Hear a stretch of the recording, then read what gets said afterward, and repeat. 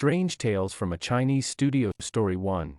We're pulling our material today from a truly remarkable piece of 17th century literature. Yeah, it's a fascinating one. It really is. It's an excerpt from the first volume of the classic Chinese text. Well, it's called Liao Zai Zi, or Strange Stories from a Chinese Studio. Right, which is just a foundational text. Exactly.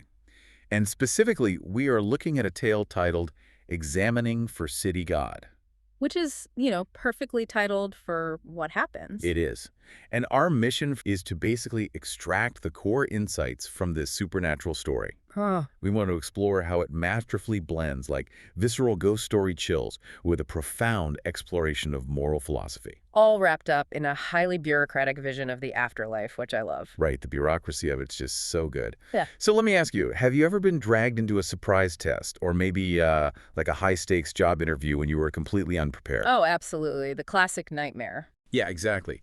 So imagine that happening, but instead of a corporate office or some bleak university lecture hall, the job you're interviewing for is literally in the realm of the dead. It taps into a very specific universal anxiety, I think. Totally. You are suddenly called upon to prove your worth, but the rules of the evaluation are entirely obscure to you. You have no idea what's going on. Okay, let's unpack this setup because it establishes the tone for, well, everything that follows. Let's do it. We start with our protagonist, Song Tao. The text identifies him as a stipendiary student. Right, meaning he is a recognized scholar, deeply embedded in the civil service examination system of his time. Yes, but he's currently sick in bed. Not exactly interview ready. No, not at all. And out of nowhere, an official mysteriously appears holding a document and leading a white-faced horse. Just right up to his sickbed. Yeah. He urges Song to come with him to attend an exam. And Song protests, obviously, pointing out that the Grand Examiner hasn't even arrived yet. Which is a very logical earthly response. Right. But his protests are completely ignored.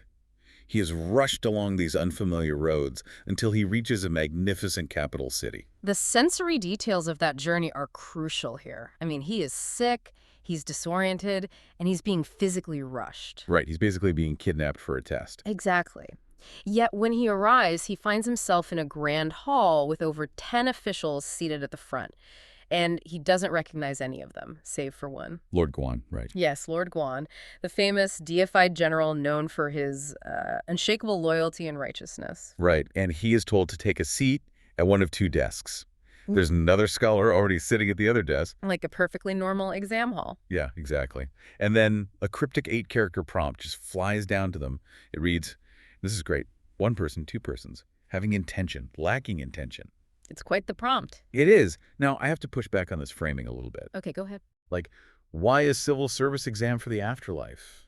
I mean, he hawks on a horse, crosses into the realm of the dead, and the grand supernatural reveal is desks, stools, and a writing prompt. It is a bit mundane, isn't it? It's so mundane. The bureaucracy here is so incredibly normal, it almost masks the fact that he's actually dead. Well, that tension is exactly the point. Really? Yeah. To understand the mechanics of this scene, we really have to look at the psychological weight of the examination system in that culture. Okay, so it was a big deal. A massive deal. Passing those exams was the singular path to social mobility, wealth, status. It was the ultimate earthly gatekeeper. Ah, I see.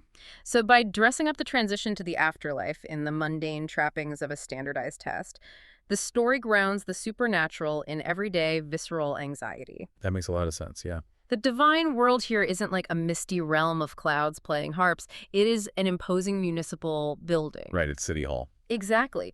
It suggests that the cosmos operates on an organized administrative logic. Okay, I like that. It's using the most stressful earthly experience to contextualize a cosmic one. Precisely. But let's look at that prompt again.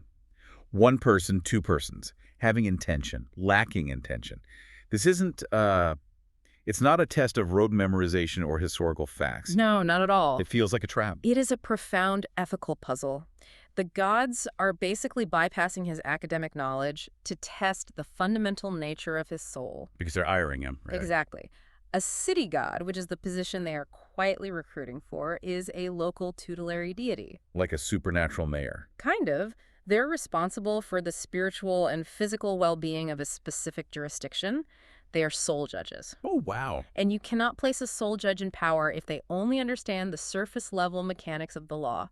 They must understand the underlying philosophy of justice. And Song Tao clearly does, because he delivers what might be the ultimate philosophical thesis. He really drops the mic on this one. He does. So he writes his essay, and his winning lines are, "To do good with intention, though good should not be rewarded. To do evil without intention, though evil should not be punished." Such a powerful statement. Right. The divine officials read this and universally praise it. They immediately offer him the job of city god of Henan. That single sentence elegantly resolves a very complex moral debate. It separates performative action from intrinsic virtue. And here's where it gets really interesting, especially when we, apply it to how we view morality today. Right, it's very applicable. Because it's easy to look at this and think about PR campaigns or like corporate philanthropy. Oh, totally. Like if a corporation donates millions to a charity, but they do it purely to secure a tax write-off and generate positive press to cover up a scandal. Which happens all the time. All the time. They are doing good with intention. Under Song Tao's philosophy, the universe doesn't give them credit for that. Exactly. The outcome might be positive for the charity, sure, but the soul of the action is transactional. And if a system rewards transactional goodness, it essentially incentivizes manipulation. Oh, that's a great way to put it. The divine officials recognize that a true city god cannot be fooled by good deeds done for selfish reasons. The mechanism of divine justice relies on measuring the purity of the heart. Right, the heart is what matters. And then on the flip side, we have evil without intention. Right, the accidental harm. Yeah, like if you were driving carefully and a deer jumps perfectly into your blind spot, causing a massive accident, the outcome is terrible. Tragic, yeah. But your heart harbored no malice. You shouldn't suffer cosmic punishment for a tragedy devoid of malicious intent. Which highlights how nuanced this divine court really is. They aren't just tallying up a scoreboard of positive and negative outcomes. No, they're looking deeper. Exactly. They are weighing the intent behind the action. By articulating this so perfectly, Song proves he has the exact judicial temperament required to rule over the souls of Henan. So he aces the exam, and they offer him the C-suite position. But this is the moment reality finally crashes down on him. Yeah, the realization hits. Song suddenly realizes the implications of the offer. To take the job, he has to be dead. Minor detail. Right. So he bows before the officials and just breaks down in tears. It's a very human moment. It is. He tells them he is deeply honored by the promotion, but he must decline. And the reason?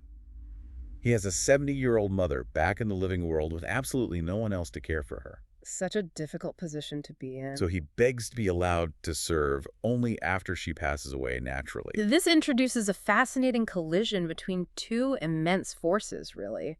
Divine duty and earthly obligation. Because normally you can't say no to death. Right. In many traditions, a summons from the divine is absolute. There is no negotiating with death. But there is negotiation here. That's the crazy part. It's wild. An emperor-like figure in the hall listens to his plea and has a long-bearded clerk check a lifespan ledger. The literal ledger. Yeah, the clerk literally pulls out a book, flips through the pages, and confirms to the court that Song's mother has exactly 9 years of life remaining. Like a divine Excel spreadsheet. A divine Excel spreadsheet. Exactly. Yeah. So Lord Guan steps in and suggests a compromise. Let the other scholar, Zhang from Changshan, act as a substitute city god for those 9 years. The mechanics of this scene are incredibly revealing about the hierarchy of values in this universe. I'm stuck on this ledger, though. Let me push back on this for a second. Sure, what's sticking out to you? We just established that the gods are perfectly moral entities who care only about the pure state of the heart, not rigid rules. Right. But then they immediately consult a bureaucratic, deterministic ledger with strict expiration dates for human lives. It does seem contradictory. Yeah. How do you reconcile a universe that is rigidly deterministic with one that is so morally flexible it lets a guy put off his own death? Isn't that a massive contradiction? Well, it looks like a contradiction to a modern observer, certainly. Yeah. But within the cultural framework of the text, it is a perfect synthesis. Okay, how so? The ledger represents the fixed physical mechanics of the universe, the natural lifespan. But filial piety, the deep foundational respect and duty one owes to their parents, is the moral gravity that holds that universe together. Oh, I see. It isn't just about being a nice son. Filial piety is viewed as the bedrock of cosmic order. So it's bigger than just a family dynamic. Much bigger. If the gods force Song to abandon his helpless mother to take a divine post, they are compelling a righteous man to commit a profoundly immoral act of neglect. Oh, wow. So by forcing him to be a god, they would be destroying the very virtue that qualified him to be a god in the first place. Precisely. The cosmos is bureaucratic, yes, but it is a bureaucracy designed to uphold moral truth. That is fascinating. So, when the ledger conflicts with fundamental morality, the bureaucracy bends. They grant him a 9-year stay of execution, essentially drafting the runner-up, Zhang, to fill the role on a temporary contract. The concept of a substitute ghost official covering a 9-year shift is just brilliant. It's temp work in the afterlife. It really is. So the hearing concludes. Song and Zhang leave the Grand Hall together. Zhang properly introduces himself, confirms he is from Changshan, and as they part ways, he gives Song a poem. A very traditional scholar parting. Yeah, Song forgets most of it after he wakes up, but he remembers 2 specific lines. And they are, "With flowers and wine, spring is always present.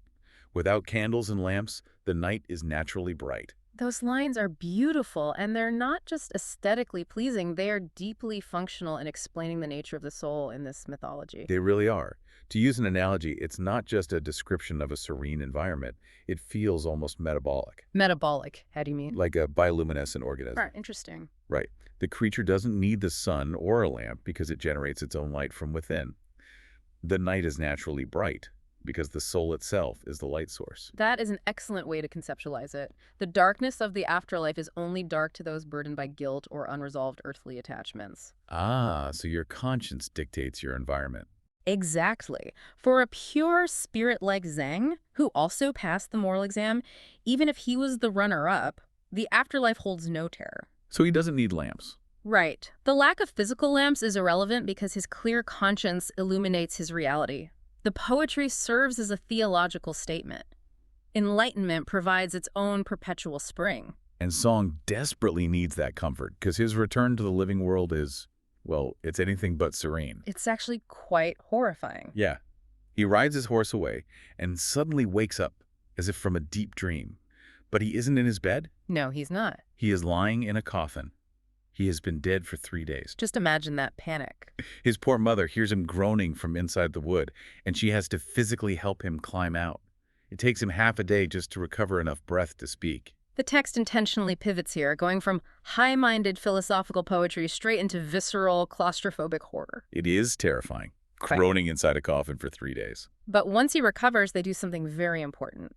They send someone to Changshan to investigate his fellow examinee.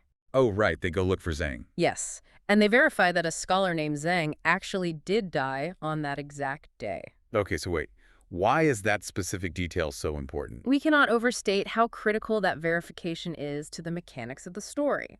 Really? Yeah, up until the moment they confirm Zhang's death, the reader, and perhaps Song himself, could easily dismiss the entire underworld sequence as the hallucination of a dying man. Oh, sure. Like a fever dream brought on by the stress of his illness and his academic background. Exactly, just his subconscious working through his anxieties. But finding out Zhang is real and died that day provides the receipt. It provides empirical proof. It shifts the story from a psychological allegory into an ontological reality. It makes it undeniably real. It tells you that the divine bureaucracy is actively operating just behind the veil of the physical world, manipulating events with absolute precision. Which sets the stage perfectly for the final act. It does. We fast forward exactly 9 years.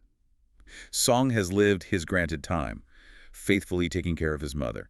And right on schedule, as the ledger predicted, his mother passes away. The contract timer is up. Yep. Song manages all her funeral arrangements, fulfilling his duty as a son right to the very last earthly requirement. Once the funeral's over, he washes himself, goes into his room, and simply dies. It is the ultimate fulfillment of a contract. Notice the distinct absence of struggle here. That's what stands out the most to me. Yeah. The first time he died, he was sick, confused, and terrified. Fighting it the whole way. Right. But this time, there was no sickness. It's less like dying and more like completing a physical law, like water reaching a boiling point and inevitably transitioning into steam. That's a beautiful way to put it. It's like a sleeper agent getting activated. He finishes his earthly mission, washes his face, and simply clocks out to go to his real job. The absence of fear stems from his complete understanding of the cosmic order. Death is no longer an unknown abyss for him. It's just a commute. Essentially, yes. It is a scheduled appointment for a promotion he accepted 9 years prior.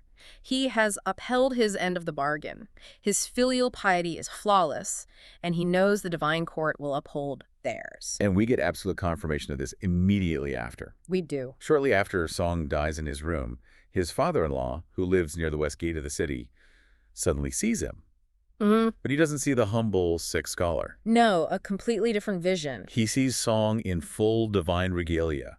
We are talking carved breastplates, brilliant red tassels, surrounded by a massive entourage of horses and carriages. The full pomp and circumstance. Yeah. Song steps into the hall, bows respectfully in farewell, and departs. The father-in-law's family is completely shocked. They rush to Song's village and discover his physical body has already passed. The visual of the grand procession is really the narrative capstone. It's so cinematic. It is, but it isn't just a stylistic flourish. It serves as the final, undeniable proof to the living world of Song's integration into the divine bureaucracy. Right, he's wearing the uniform now. Exactly. The carved breastplates and red tassels are symbols of legitimate authority. He isn't a wandering ghost anymore. He is an installed deity ascending to his rightful jurisdiction. Now, the source text actually includes a poignant little note at the end.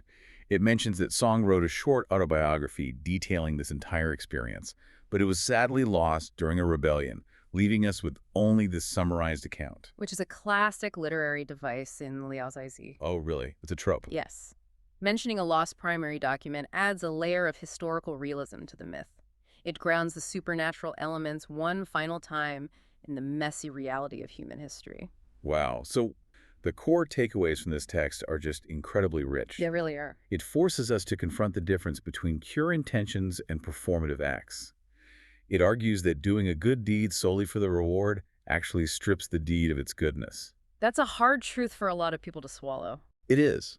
It also illustrates the immense literal weight of our duties to one another, showing that true virtue is found in how we care for those who depend on us, even if it means putting our own ultimate rewards on hold. And on a broader level, I think it presents a universe where divine justice is so meticulously calibrated and highly functioning that it can accommodate human nuance. The bureaucracy bends for goodness. Right. It manages to make the terrifying, chaotic concept of death feel strangely orderly, rational, and intimately connected to how we live our daily lives.